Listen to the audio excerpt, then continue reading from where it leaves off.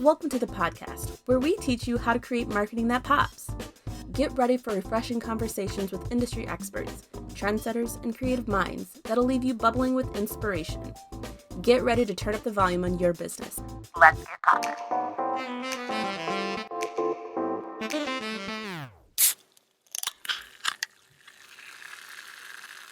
Okay, welcome back. Hello. We're back. We're back again. Okay, so today we're going to be talking about how do I kickstart marketing for my business? Let's talk about it. So there's a lot that you have to do, but I think what we should talk about is how sometimes businesses, they will hire, it'll be like an accounting person, and they will be like, okay, well, you're going to do marketing as well. Mm-hmm. And it's like, oh my gosh, I don't even know what I'm doing. Like, how do I even get started? What do I do? Right. So let's talk about like some of those like hardships that maybe they might be facing. Mm-hmm. Yeah. Let's go. Budget constraints. Oh, budget is always the biggest problem, mm-hmm. because typically they don't have a budget. Yeah. What and budget? So they want to do all these things, and people are coming at them from every direction. They're getting calls of people, hey, can you sponsor this? Or, hey, your website's terrible, you should do this. Mm. And they don't have a clue on like what it even takes to do these things. So, but like budget being, the first thing is something to keep in mind is take the revenue and on average do a 5 to 10% of your revenue. That's what your annual marketing budget should be. So that's a good starting point, and then at least you can go from there and then go back to leadership and say, well, here's what a good marketing budget should be. Can I have this type of marketing budget to do the things that you, the owner, want to do? Because you're asking me to do. The owner is always coming up with, why aren't we doing this? And we should be doing this. And then, the people that are in charge of marketing are like, but we don't have any money to do this. So what do you want us to do? Exactly. So, yeah, but that's like the number one thing is figure out what your budget is, and then, figure out the goals too, of like, what is it that we're trying to achieve here? Yeah. Another thing that I think could be hard for people is targeting the right audience. A lot of businesses try to go after everyone, which really doesn't make any sense. Logically, it's like not everybody is going to be your customer or your client or your consumer. You really want to find the people that are going to be the most interested in your product, that you're going to be solving a problem for them, or you're providing them with a solution, or they actually want whatever it is that you're selling. Mm-hmm. I think it's important too to figure out like, what is my ideal client, and what, not only like who is that, but what kind of people do you like to work with too? Mm-hmm. Because say if it's marketing directors, what else about the marketing director do you want to make sure that they have in place? Like, one, are they passionate about marketing? Mm-hmm. Like, what is the knowledge of marketing? Are they cool to hang out with? Because you don't want somebody, that's going to be kind of a jerk, So really it's, what is that ideal client look like? And you can easily take a look at your current clients and just like evaluate them like, okay, so this client, has this type of personality trait, they're available, they're not available, blah, blah, blah, like how involved are they? And then just evaluate by that. That's an easy way to do it. Honestly, that's a really good point, especially for businesses like that we work with. It's like you really want to work with somebody who is going to be engaged, and like figuring out, like Michelle said, like who are those people that we know we've been able to cultivate like really good relationships with. Like what's the why behind that? And like how have we been able to help them and have these long-standing relationships, like kind of going back in history and being like, oh yeah, like this is how this all started, and I want to have more customers like you. Right. Yeah. And it really does like boil down to like the goals too and what we're trying to achieve. And if,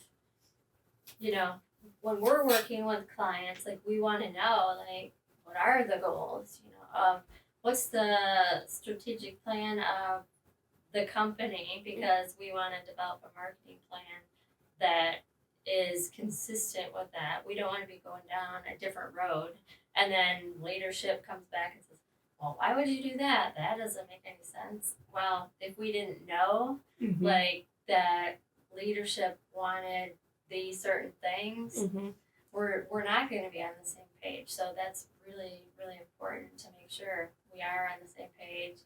We have the same goals, also like what is going to be the win, like what would you consider success at the end of this? Right.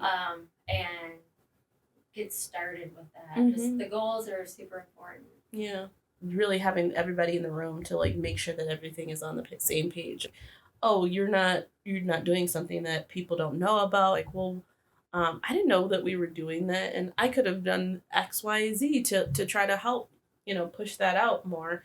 So definitely making sure that you have everybody in the room that needs to be in the room, because it just makes things easier. It does, yeah. Okay, so we talked about that. Content creation. Now, if you are someone who is an accountant, like I said, and you don't necessarily know how to do that, that can be difficult. Having your background might not be in a creative one. That's just... Yeah, that's like the biggest problem that we see. Like say we're creating a website for somebody and they're like, no, we're going to write the copy for the website. Yeah. And we're like sitting here, okay, we need the content. Yeah. But people just don't know where to start. And, sometimes we just need to provide them a starting point and then they can tweak it. They know what they don't like, but, it's hard because a lot of people just don't know. But that's why I think it's important to work with a consultant or a strategist or an agency that does have some ideas. And again, it's like tracking it back to those goals and like that content strategy. And content strategy it's a hard thing to figure out and then also stay consistent with, because again, entrepreneurs want like, my competitor's doing this. Why aren't we talking about this? And then it's like, well, because we agreed we were going to do this, remember? And so, yeah, that's the hard part. Obviously, you guys can tell we've heard this before. But yeah, just to piggyback off what Michelle's saying is like, be consistent. Like with whatever it is that you decide to do, I would say just one of the biggest tips is to just be consistent with it, because otherwise you're not going to be able to figure out whatever I was doing, was that a win or was that a loss? Like, was it working or was it not? So I would say figure out a time period of like when, I'd say about 3 months for any campaign at minimum, to be able to say, yes, this worked, or yes, we had a return, or, no, we didn't. Yeah. I always like to tell people too that I don't decide on the tactic until I know your goals, because some people will just come to us and say, we know we want you to do our social media, blah blah blah, but then if we find out the goal is really not tied to social media, it's like, well, if you're wanting additional revenue like right away, or if you need like form fills on your website right away, maybe social media is not the right tactic. So based on the goals, that's when we'll say, okay, well, if you need this Here's the tactic that will get you that. And then also just like keeping like records of everything and like Tracking. hey, like how many form fills did we get? How many social media followers did we get? And just like documenting that every single month so that when people do come back and go, well, it's not working, you can, well, actually it is. You know, we increased our following by like 20 this past quarter, so it is working. Yeah. Yes, and being able to like back yourself up is great. Yes, it's really important. The ever-changing social media. Social media changes day by day. It's like every day you walk in or you open up your social accounts and it's like there's something new that's happening and you got to try to figure out and understand the algorithm changes or the different features on social media, or the owner could see that maybe so-and-so is doing this. Why aren't we doing this? It's like, oh my gosh, I didn't even see that this was an update that happened. So, a challenge is definitely being made aware of those changes and really just trying to stay on top of it. I would say try to get in groups on like Facebook or different platforms so that you can see like, oh, I have this new updates. Because a lot of times what happens on these platforms is what they'll do is they'll kind of cherry pick who gets the updates, and then you don't even know where to find them. So if you can surround yourself with people who are doing the same things that you're doing in the industry, or even not necessarily your industry, but using the same platforms, I think is always a really nice step, because then it's like you're not alone.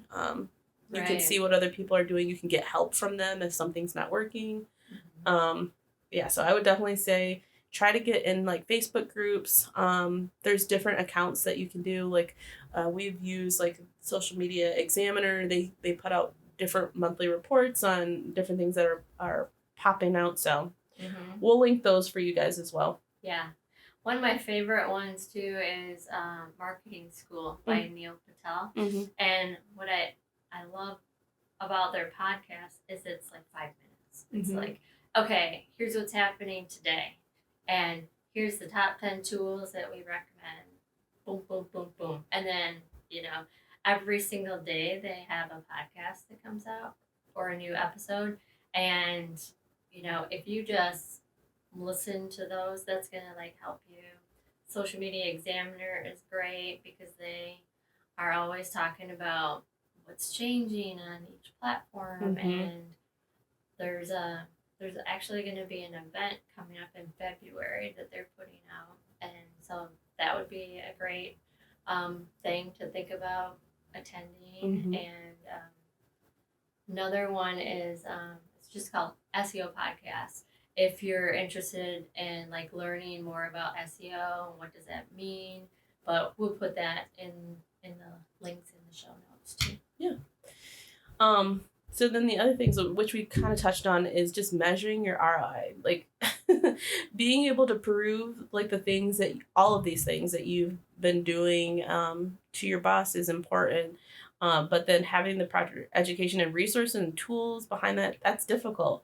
So we have resources and we have tons of blogs of like how to really track your analytics and like Michelle said, like having measurable goals, so that you can really go back and say like, oh, this did work, this didn't work, or oh, you all of a sudden you had a spike on your website and you're like, we really weren't doing anything. What was it that really pushed it? What was going on in the world that maybe made people search these topics? So being able to measure is definitely a hard thing. So track. We have this ebook too. It's marketing metrics that your boss cares about, and that talks about all the really important marketing metrics like customer lifetime value, ROI. So many calculations, because that's always the hardest part too. Is like, I don't know how to calculate that. Where would I even start? And that ebook has the formulas in there for you. So go check that one out too. Yes. So as we've been talking about like these hardships when it comes to marketing, we've kind of been talking about like how to solve them. But I do want to just say like if we were to start, where do I begin? So Michelle already said the first thing that you really do need to do is to have a goal, and not just a goal, a measurable goal, one that maybe you get everybody to align with, you get everybody in the room. So you're aligning with sales and marketing and also the CEO because everybody could be on a different line or tangent or anything. So making sure that you all are aligning on those things is definitely where you want to start. Next would be understanding your demographics. So I would say doing some research. Like Michelle said, go back to some of the clients or people that you already are working with and see like, okay, do any of these clients that we work with, what do they have in common? Are they the same type of companies that we're working with or same type of people that we're working with? Trying to understand that. Mm-hmm. And like what you can do as a tool to try to figure that out is to set up a persona. Right. So, Michelle, you want to talk about like a little bit what a persona is? Yeah. So, a persona is basically, for example, a CFO or a CEO. They're all going to have different things that they want to hear about. So, say for us as a marketing agency, some of our different personas are CFO, CEO, marketing director, marketing manager. We have like a vendor. And really, it's one, making sure you understand what's important to them so that when you are talking to them or marketing to them, they get it, they understand it. So, for example, you wouldn't want to send out an email campaign about spending more money on marketing when it's going to the CFO, because the CFO does not want to be spending money. They're trying to cut costs, right? Yeah. So like with them, you would want to say like, here's how we can save you this percentage on your marketing budget, and tactics for that, and what are some new like tactics that we can be doing. That's where we'd want to be sending that to the marketing directors. And so it's just really like understanding what's important to them and like how do you talk to them. And we actually have a tool that you can do that goes through and asks you all those different questions so that you can develop your personas. And it helps segment your content too. So when you're doing an email campaign and it's about something that's important to a CFO, make sure that you're sending that to CFOs, correct, not the other persona. So that's really important. Another point is like figuring out what those touch points are. So like Michelle said, it could be an email, but maybe the marketers are, or in our case, marketers, maybe they're more so on Instagram, or maybe they're on TikTok. Making sure that the information that you're getting out to those people is specific to where they're going to be as well. Yeah. Also, yeah, and it's just about you want to be hanging out or they're hanging out, and also thinking about the revenue too that those types of companies. So, for example, if you know that there's a company that I really want to work with, but their annual revenue is only $1 million. They can't afford, a $10,000 a month retainer. Like, obviously, thinking about back to the marketing budget that we talked about. Okay, if we want 5% of your marketing budget, and that's kind of like how that works. So, I know like we have some other, like we have an IT company we work with. And for them, what's really important is how many computer users they have. They don't want to work with a company if they have less than 10 computers. Right. Some companies are like, it's about revenue, or sometimes it's how many people versus like computers. So it really just depends, and you need to figure that out, like as your company, and who is my ideal client. Yeah. So after you've done all of those things, you want to create a budget, which we've talked about. And then, like Michelle said, sometimes you have a lot of, not very often. Let me rephrase. Not a lot of times do you have a lot of money to work with. So you really just want to make sure that whatever money that you do have, that you're making it work and stretch longer for you. So, like, for instance, if you're going to be doing like print ads, or if you do want to do like social ads or anything of that nature, you really should think about, like, okay, when is this going to be the most effective for me to use it? Like, maybe you have, at the end of the year, you have this really big push, and you have this event or something. Like, maybe you need to conserve a part of your budget to really push that event. So really just think about your whole year and how, you're spending, how you can work with your different campaigns. Can you increase your budget? Yeah. And a good thing to do too is, once you do have the budget in place and you've done like a year's worth of your marketing campaigns, is take a look back at the previous year and say, okay, which of these marketing campaigns or tactics worked? Did we get like what we wanted out of them? And what ones didn't? And then don't do the ones that didn't work, like, okay, now I don't have to worry about that because I can spend more money in this other area or toward a campaign that was effective. And that's why it's important to keep track too of like those campaigns and document all of that information. Yeah, I was just going to say, like, anything that you do throughout the year or any type of marketing that you do, you want to track it, just because it's just going to help you make better educated decisions to move forward. It'll help you prove the budgets even further for maybe even the next year to your boss. So of how, like, this campaign worked really well. Can we increase it next year? And if we do it again, that type of thing.